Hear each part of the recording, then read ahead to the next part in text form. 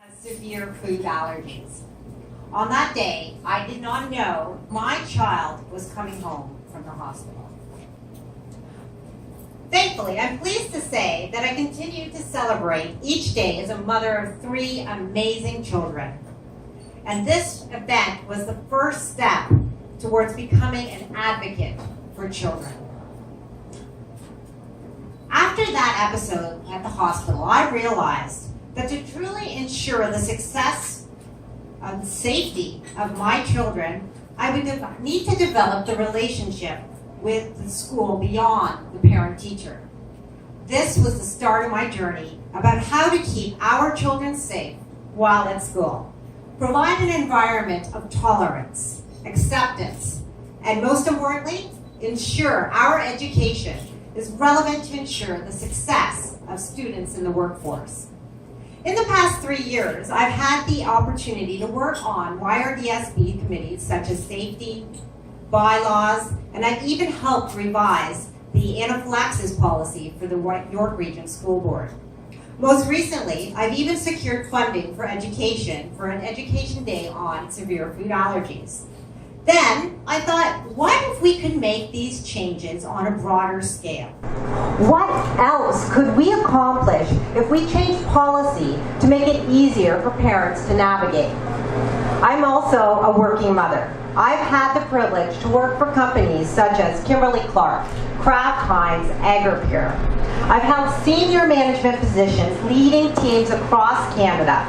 At one point in my career, I've even lobbied the provincial government to keep Canadians safe during a pandemic. As your advocate, as a YRD school trustee, I will be bringing my experience from the York Region School Councils, lobbying experience with the provincial government, and a strong business acumen to be leading change for students and parents. I will focus on the following for my platform for your children, our students. Influencing policy to ensure an environment of tolerance and acceptance. Improving safety, whether it be anaphylaxis or bullying right across the region. And ensuring that the strategic direction of education is giving our students the tools they need for tomorrow. So please go to SoniaBabra.com. Vote for Sonia Babra for Wards 7 and 8 as your next school trustee. Thank you. Oh, hi, Sonia. I'm really impressed by your presentation. Thank you. If you were elected, I'd love to hear your action. How to cooperate with the 3-level governments. Do some action, cooperate, treat education the highest priority. So, just in case everyone didn't hear that, so Carol's asking me, how would I, what efforts, if I was elected, cooperate with the different levels of government to implement action? You know, one of the key things I've learned in my corporate career, sometimes the biggest influencers are the ones who don't have that title.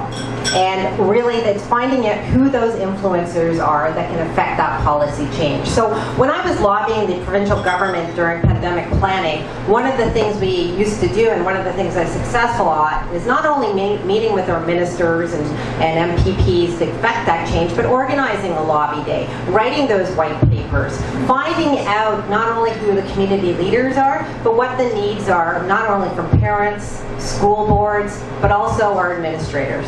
So those 3 elements working together within the community would actually be a great way to accelerate and implement that change. Does that answer your question? Don't forget the regional councillor. Don't forget the regional councillors, that's right. Let's work together. Okay, thank you.